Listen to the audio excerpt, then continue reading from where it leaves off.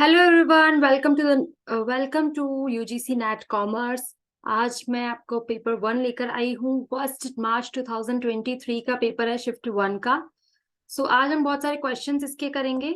Let's see what is the question number one. ये first question DI का है। बहुत इजी डीआई है। You can also able to solve it by yourself. अगर आपको मेरा आवाज, मेरी वॉइस के बिना आपको ये क्वेश्चन सॉल्व करना है, then you can just pause the video, just see the question, work on it, and then you can answer it. Okay, so यहाँ question number one is, आपके पास यहाँ पर दे रखा है साइकिल से 72 लोग जाते हैं, कार से 18, बस से 35 एंड वॉक से 55। आपको बोला है कि 8 लोगों में से एक लोग ऐसा है जो कि साइकिल चलाता है, वो 65 ईयर्स से एज से अबोव है। ओके, और 3 में से एक पर्सन ऐसा है जो कि रेनी डेज में बस से ट्रैवल करना चाहता है। How many people cycled to work on a rainy day. तो रेनी डे पे साइकिल करने वाले कितने लोग हैं? देखो, 72 लोग तो ऐसे हैं जो कि साइकिल चलाते हैं, राइट। और रेनी डे में साइकिल चलाते हैं वो कितने लोग हैं? वो है 72 का 1/3। यहाँ पे क्वेश्चन में दे रखा है कि वन में से तीन तीन में से वन लोग ऐसे हैं जो कि साइकिल चलाने वाले में से, जो कि रेनी डेज में बस से ट्रेवल करना चाहते हैं, राइट। तो अब हम देखेंगे इसका कितना आंसर आ रहा है, 24। 72 में से 24 यानी कि जो रेनी डे में से जा रहे हैं, ठीक है। तो लेकिन यहाँ पे रेनी डे नहीं पूछा है, ये बस सोच लेना कि रेनी डे पूछा है, तो 24 आंसर नहीं है इसका। ओके, यहाँ पे पूछा है कि कितने लोग फिर भी साइकिल चला रहे हैं। रेन है, वो बस में से जा रहे हैं कुछ लोग, लेकिन कुछ लोग ऐसे हैं जो फिर भी रेन होने के बावजूद भी साइकिल चला रहे हैं, तो वो है हमारे 48 लोग। So 48 is the correct answer. Okay, same next question है कि कितने लोग ऐसे हैं cycle to work and were over 65 years of age. तो देखो, 72 तो है जो कि साइकिलिंग करते हैं, राइट। लेकिन इसमें से 1/8, 1/8 लोग ऐसे हैं जो कि 65 ईयर्स की एज से अबोव है, ठीक है। तो ये क्या हो गया, 8 9 या 72। नेक्स्ट क्वेश्चन है, which of the following statement is true.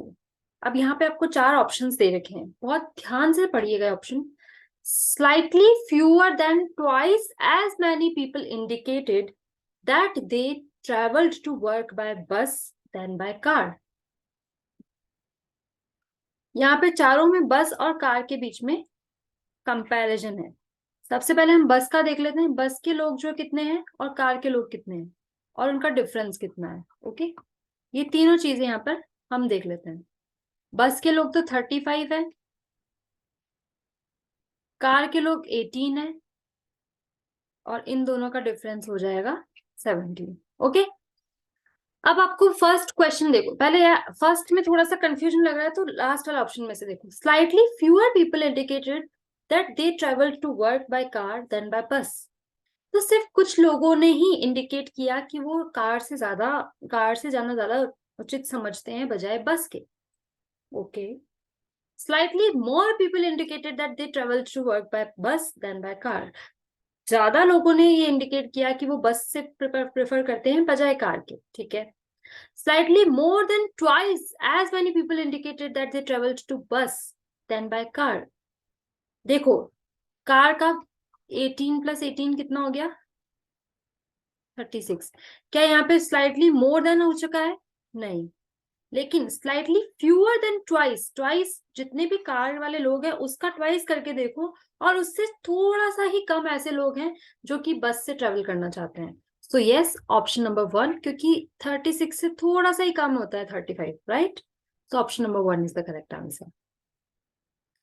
अब question number 4, the sum of which modes of travelling to work represents half the number of responses represented in the survey. Sum of which modes यानी कि इन सब modes का एक बार आप सम कर लो, ठीक है। पहले आप अपन सम कर लेते हैं। साइकिल का कितना है, 72, प्लस कार का कितना है, 18, बस का कितना है, 35, और कार का कितना है, 18, वॉक में कितना है, 55, और बस में कितना है, 35। वॉक में कितना है, 55, और साइकिल में कितना है, 72। इन सब का आपको ऐड कर लेना है। 10, 7, 1, 8, 9, 90, 8, 9, 10, 11, 12, 13, 3, 1, 4, 5, 53, 5, 5, 10, 5, 6, 7, 8, 90, 6, 7, 8, 9, 10, 11, 12। ओके, ये सब इनका सम हो गया। अब इसमें क्या बोला है? To represent half the number of responses represented in the survey. Survey में जितने रिप्रेजेंट हुए हैं उससे हाफ। ठीक है, देखो सबसे पहले साइकिल, ये सारे अपने प्लस किए। ठीक है, now half of the total responses represented in the survey, the sum of cycle and car, walk and bus. Cycle और कार जो है और वॉक एंड बस, ये दोनों ही ऐसे हैं जो कि टोटल सर्वे, इन टोटल का करो इसको कंप्लीट। 5, 10, 20, 5, 6, 7, 8, 9, 10, 18, 180, 180 का हाफ करो 90। तो ऐसी कौन सी दो चीजें ऐसी है जो कि सिर्फ और सिर्फ 90 को इंडिकेट कर रही है? तो साइकिल एंड कार को, यानी फर्स्ट वाले को, और 3, यानी कि तो 1 एंड 3 इसका करेक्ट आंसर हो जाएगा, ऑप्शन नंबर बी। ओके, समझ में आया? ठीक है, question number next.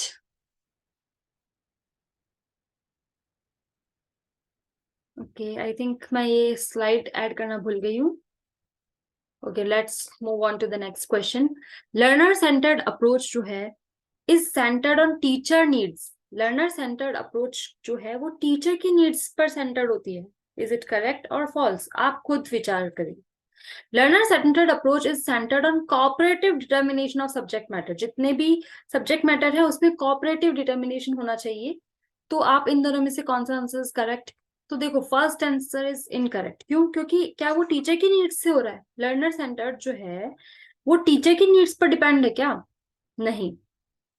Statement 2 is correct, क्योंकि लर्नर सेंटर्ड अप्रोच जो है वो किस पर डिपेंड सेंटर्ड है? कोऑपरेटिव डिटर्मिनेशन, कि आपका टीचर का और लर्नर का एक दूसरे की बिहेवियर जो है वो कोऑपरेटिव होनी चाहिए।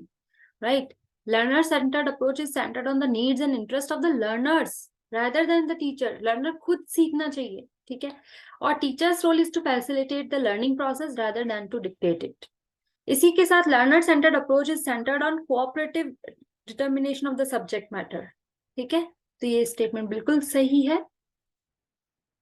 Which of the following is a technique to provide right kind of support in right amount at right time to increase child's competence?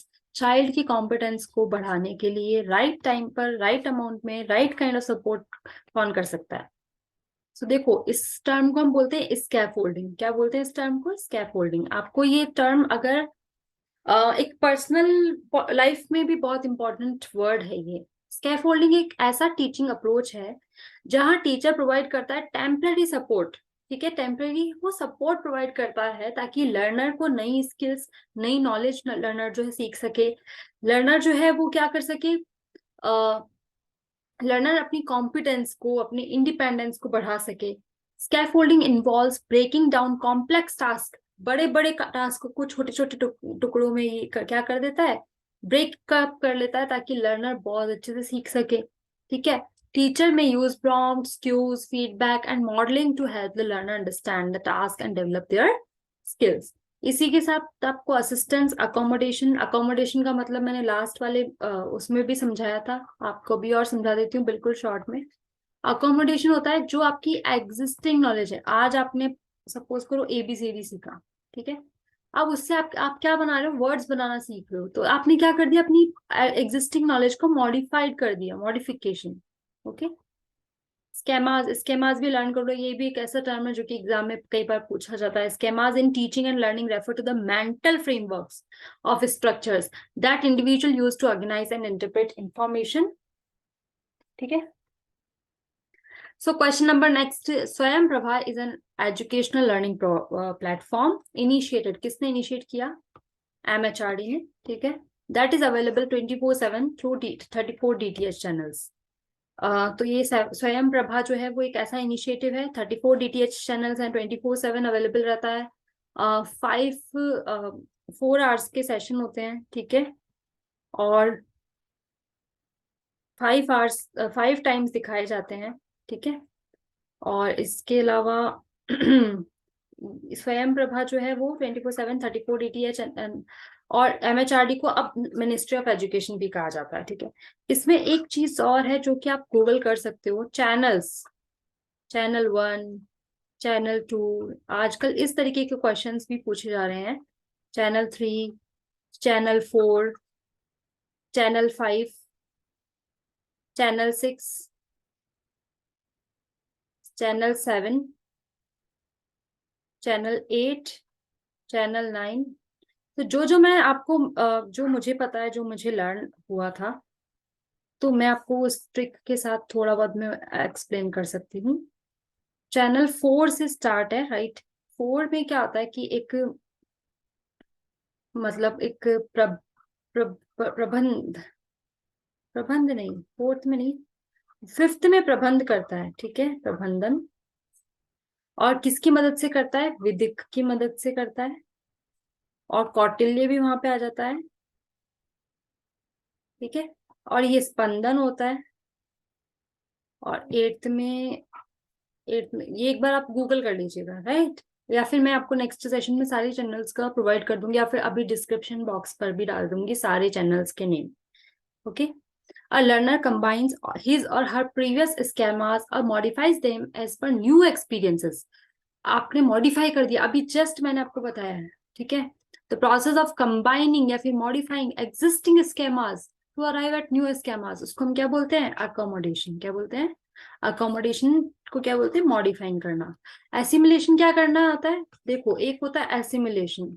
Assimilation मतलब होता है कि new knowledge, completely new knowledge, that is known as assimilation, okay. Which of the following curriculum development models come under technical scientific model? Technical scientific model कौन सा है जो कि इसके अंदर आता है? मैंने आपको लास्ट सेशन में भी आया था ये क्वेश्चन, सेम घूम फिर के क्वेश्चंस आते हैं। टाबास मॉडल जो ऐसा होता है जो कि साइंटिफिक मॉडल में काउंट होता है। सो स्टेप्स ऑफ हिल्डा टाबास मॉडल जो है वो क्या है? बहुत सारे स्टेप्स हैं आपके। पहले लर्नर की नीड को डायग्नोस करना, फिर ऑब्जेक्टिव्स बनाना, फिर कंटेंट को सिलेक्ट करना, उसको ऑर्गेनाइज करना, फिर लर्निंग एक्सपीरियंसेस को सिलेक्ट करना और लर्निंग एक्टिविटीज को ऑर्गेनाइज करना, एंड देन इवेल्युएट करना, okay. Survey research is one of the key methods in, survey research जो है वो एक ऐसा की मेथड है, किसमें? Physics, history, sociology, hermeneutics. तो सर्वे रिसर्च एक ऐसा की टर्म है जो कि सोशियोलॉजी में आता है, ठीक है। सर्वे कहाँ पे आता है? सोशियोलॉजी में। इसके बारे में थोड़ा डिटेल्स देख लेते हैं। सर्वे रिसर्च एक ऐसा रिसर्च मेथड है जो कि आप क्या करते हो कि डेटा को कलेक्ट करते हो, सैंपल से कलेक्ट करते हो, इंडिविजुअल्स जो इंडिविजुअल्स के सैंपल से कलेक्ट करते हो, और उसको क्वेश्चनर्स या फिर इंटरव्यूज के थ्रू आप करते हो। अब अगर आप कोई भी सैंपल मतलब ले रहे हो, कोई भी सर्वे कर रहे हो, किसके? इंडिविजुअल के माध्यम से कर रहे हो, तो वो इंडिविजुअल्स है कौन? सोशियोलॉजी तो है, specially in sociology, okay. Hermeneutics किसे कहते हैं? It is a method of interpreting text and survey research is not relevant to this field. Hermeneutics मतलब सिर्फ और सिर्फ टेक्स्ट होता है, याद रखना। मैं एक बार लिख देती हूँ ताकि आपको हमेशा याद रहे। हर्मेन्यूटिक्स कौन से टर्म से रिलेटेड है? टेक्स्ट से रिलेटेड है, okay. Methods of social research are directly linked to different visions of social reality, laboratory experiments, simulations, virtual reality. So देखो, social reality से related social research, social reality, देखिए ये बिल्कुल बिल्कुल बेसिक कॉमन सेंस वाला question था। Methods of social research are directly linked to different visions of social reality as they shape how researchers perceive, कैसे वो परसीव कर रहा है, कैसे उन बातों को ले रहा है, कैसे समझ रहा है, और कैसे एक सोशल फिनोमेना को एनालाइज कर रहा है। तो ये कंप्लीटली सोशल रिसर्च जो है वो एक सोशल रियलिटी पर बेस्ड है, ठीक है। सोशल रिसर्च के कुछ मेथड्स हैं जैसे कि survey, interviews, case study, observation, experiment, content analysis, secondary data analysis, all of these. Grand theories of social sciences operate at, grand theories जो होती हैं सोशल साइंसेज की वो किस पर ऑपरेट होती है? लोअर लेवल पे, simplistic, categorical, higher level of abstraction. देखो, ग्रैंड थ्योरी जो होती है वो क्या होती है? किस पर? हायर लेवल ऑफ एब्स्ट्रक्शन पर। देखो, ग्रैंड है, ग्रैंड बड़ा, बिग, तो हायर लेवल, ठीक है। तो ग्रैंड थ्योरीज किस पर अटेम्प्ट करती है? To provide overarching explanations for complex social phenomena by identifying broad patterns and relationships that exist across multiple level of analysis. For example grand theories जैसे कि क्या होती है, मार्क्सिज्म, फेमिनिज्म, स्ट्रक्चरलिज्म, ये सारी चीजें जो होती है वो grand theories of social sciences होती हैं. Which are the following are considered major types of qualitative research question. इनमें से कौन से हैं जो कि major types of qualitative research question है? Non purposive, cause and consequence, predictive, evaluative and descriptive. देखो इसका आंसर है डी, यानी कि cause and consequence, predictive, evaluative, descriptive. आपको साफ ही ये तीनों तो साफ नजर आ रहा है कि ये क्वालिटेटिव होंगे, यानी कि इसमें बहुत डिटेल होगी. डिस्क्रिप्टिव मतलब डिटेल, इवेल्युएशन करना मतलब डिटेल, प्रेडिक्टिव करना यानी कि पहले से आपने उसको भविष्यवाणी कर देना, that is detailed. Cause and consequence भी क्या है, एक तरीके से क्वालिटेटिव रिसर्च है. नॉन पर्पसिव क्या होती है, एक तरीके से क्वांटिटेटिव, जो डिटेल होती है वो क्वांटिटेटिव रिसर्च होती है नॉन पर्पसिव. ठीक है, बेसिकली क्वांटिटेटिव न्यूमेरिकल्स में होते हैं, आपको मतलब नाम से ही समझ में आ रहा है. और क्वालिटेटिव जो होती है वो कंप्लीट इसमें होती है. ठीक है, the time and cost are not relevant in determining the sample size. Time और कॉस्ट क्या रेलिवेंट होते हैं in determining the sample size? Unit non response and item non response do not matter in deciding the sampling error. Unit non response और item non response जो है वो matter नहीं करता है in deciding the sampling error. तो देखो time और कॉस्ट रेलिवेंट तो होनी चाहिए मेरे हिसाब से. आपको क्या लगता है कि नहीं होना चाहिए? तो आई थिंक होनी चाहिए. तो स्टेटमेंट जो है वो फॉल्स है, क्योंकि नॉट रेलिवेंट है. क्योंकि मैंने कहा कि होनी चाहिए तो ये फॉल्स हो गया. और unit non response and item non response do not matter, तो ये भी होना चाहिए.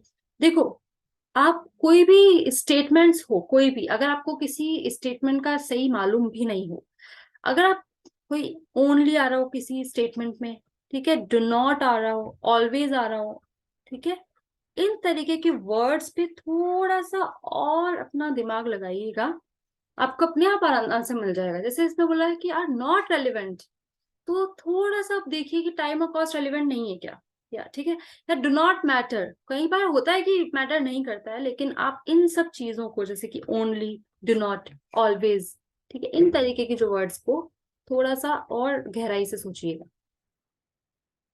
Science of studying the feedback systems in humans, animals, and machines is described as feedback science, experience study, message hermeneutics, cybernetics. तो देखो feedback system जो होते हैं ना, फीडबैक, वो साइबरनेटिक्स में होते हैं. किसमें होते हैं? साइबरनेटिक्स में. देखो मैंने आपको दो तीन टर्म्स का मतलब बताया है, अकोमोडेशन, असिमिलेशन, साइबरनेटिक्स, साइबरनेटिक्स और हर्म्यूनेटिक्स. हर्मेनेटिक्स मतलब टेक्स्ट से रिलेटेड होता है, साइबरनेटिक्स किससे रिलेटेड होता है? फीडबैक से. देखो यहाँ पे फीडबैक सिस्टम हो, अब चाहे वो ह्यूमंस का हो, एनिमल्स का हो, मशीन्स का हो, किसी का भी अगर आपको फीडबैक मिल रहा है, that is considered under cybernetics. So ये आपका कंप्लीट आंसर हुआ. बाकी के जो क्वेश्चंस है वो नेक्स्ट सेशन में करेंगे. Okay, hope you are doing fine and just do practice a lot. Okay, bye, have a good day.